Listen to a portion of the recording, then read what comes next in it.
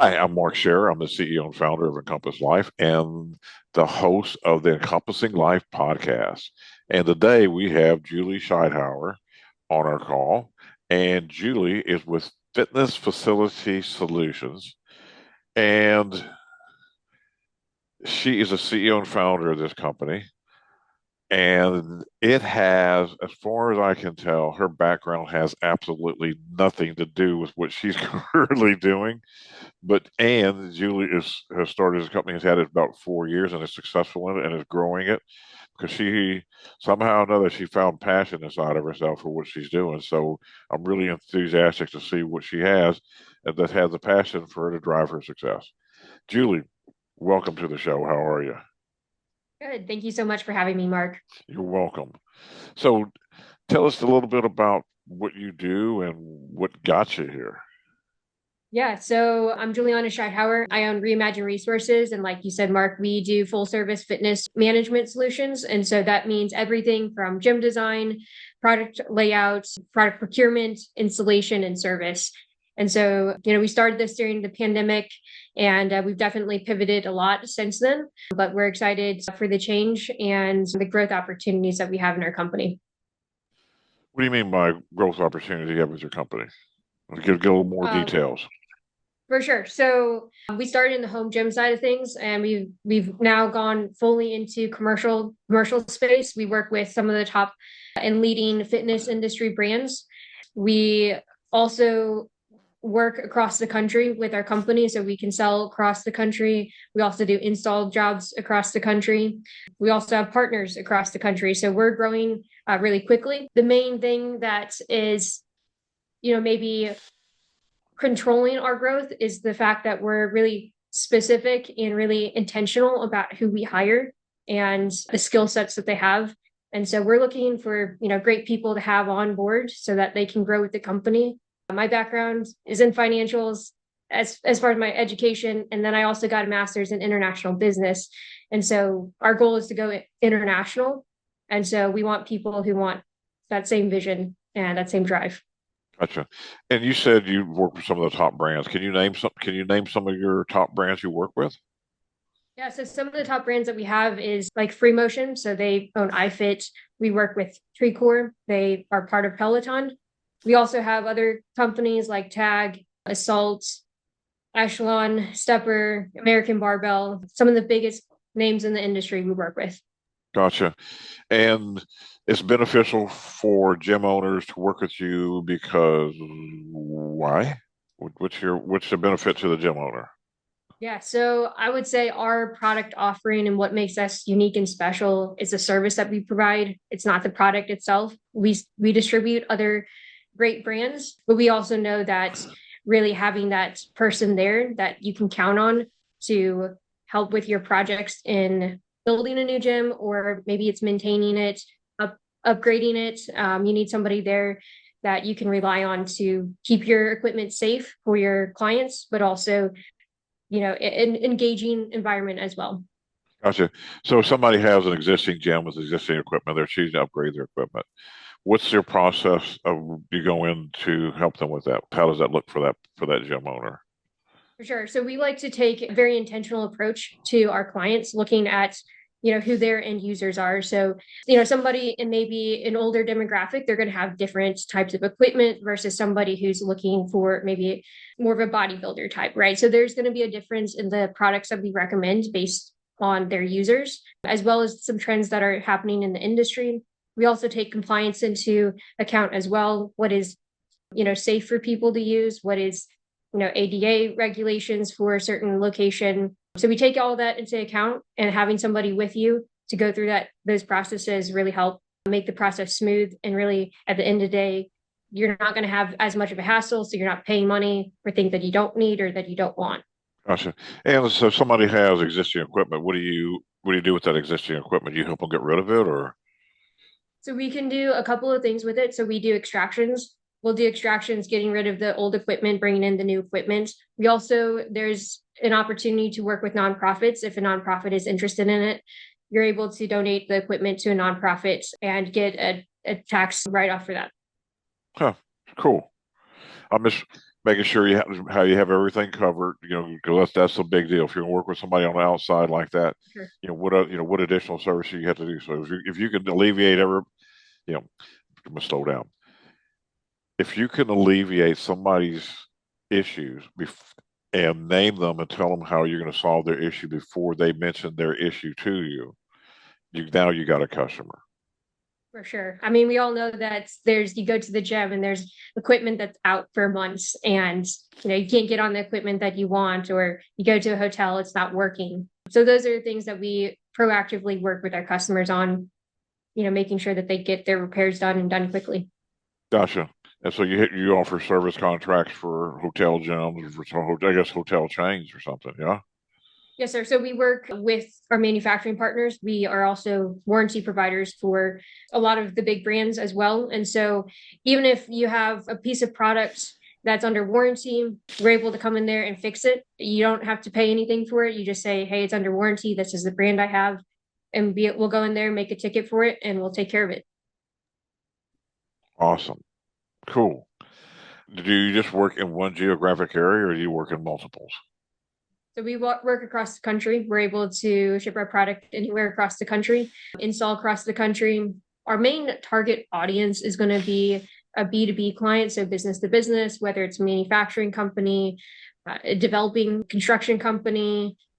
We work with a lot of businesses to either build out their stuff or with a lot of brands to help implement their equipment into a space. And you said you help them design their gym. So here's a 20,000 square foot facility, 10,000 square facility, whatever that magic number is for your client. So you go in and do like space planning with them, Yes, sir. gym So we layout. have we have a gym software that will put together a 3D, 2D print of the specific equipment that you're looking for in that space. So you're able to place the electrical where it needs to be, make sure it's all in compliance, and really see that flow instead of just getting a whole bunch of equipment and just laying it out there. If you have proper planning, it's going to make it a lot more efficient use of your space and flow better for your clients. Cool. So whenever you're doing those plans, are you also, you know, a lot of times you have to get like they can use those types of space plans for permitting, or somebody else do the permits as well. So we work with like government contractors for that. So depending on what's happening in the project, we can help from the very beginning. We can help kind of towards the end. It really depends on the specific project, but it is able to be put into like if you're working with a big contractor to do it from the ground up, from ground zero, Right. we're able to work with them and then give them what we have in our files to then put in the master plan. Gotcha. So that's, a lot, I guess a lot of times people hire an architect or something to do some of these things as Mhm. well. But if they're going into like an existing box already put up, architect will take care of the box, but then you're coming in and laying out everything on the inside. Right. So we'll actually be working with them because we're going to have to move around electrical, maybe plumbing, things like that to make sure that it's in the right spaces. Gotcha. About so how do you if you're working with the manufacturer and you're working with the end user, are you are you getting special deals from the manufacturer? I guess are you buying stuff wholesale and selling it at retail or so Yeah. So we would be distributors for the companies. I would say a lot of them, not all of them. We're going to make sure that we're going to get our customer what they need and what they want. So regardless if we're the actual host or provider of that equipment, we'll get them what they need. So we'll work with other competitors to get them products that we can't sell, but some of the equipment we also sell. So it gotcha. just depends on the specific product. Gotcha. Cool. And you mentioned that you have internet. I just found out on the recording that you're doing international business degree as well, and you're looking to take this to a global market. For sure. So there's a lot that goes into international business. That is something that we'd like to do is go global. We have sold some equipment to a guy who has a gym in Mexico, and we're looking to continue to expand that. I know there's a lot of geopolitical things that are happening right now, but I take that into account as we plan and strategize, here domestically, but also in our expansion. Awesome. with your gym, the gym owners you work, or do you work with, like there's like Bally's, there's some really big gym companies out there. Or do you work with any of those types of people, or do those guys mostly do their own stuff in house? So it depends on the company again. So if it's going to be a like a big box chain, typically they're going to go straight to the manufacturing company and they'll work with them on pricing, special pricing that we don't have. But what we'll do is we'll go in there and still help with the installation process of things. So, for example, we did something in Minnesota where the manufacturing company worked with them and we did their install. So we were still able to do that aspect of things. We've done hotel chains as well, where we're able to do the installation and then also the service after that installation. But the equipment itself, it's going to be generally done by like corporate, and then they have to buy it through their own procurement system. Gotcha, gotcha. All right. What else? And you said you're looking for people. That right now you have a lot more work than you have people to be able to handle it. So you have opportunity for people to grow with you. Yeah. Yes, sir. So we have a lot of opportunity in this industry. So there's about 172% more demand than there is the supply. So it makes it a really good environment to grow in.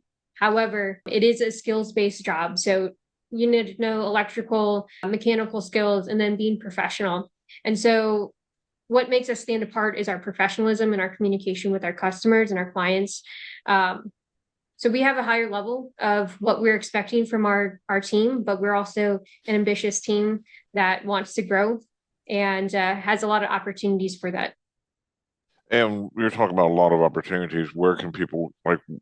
What is somebody's trajectory? So they can come in, start repairing machines.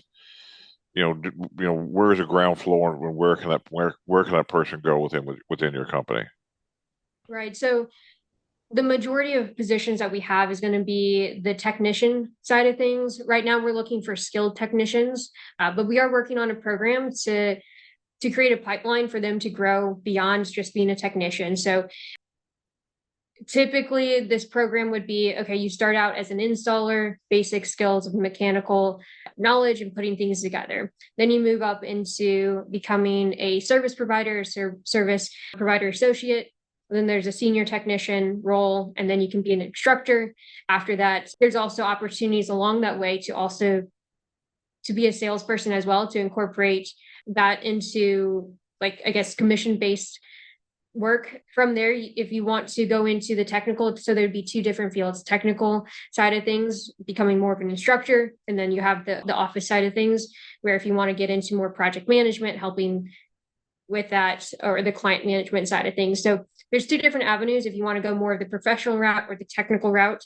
But there's lots of opportunities in our company as far as the growth that we're foreshadowing.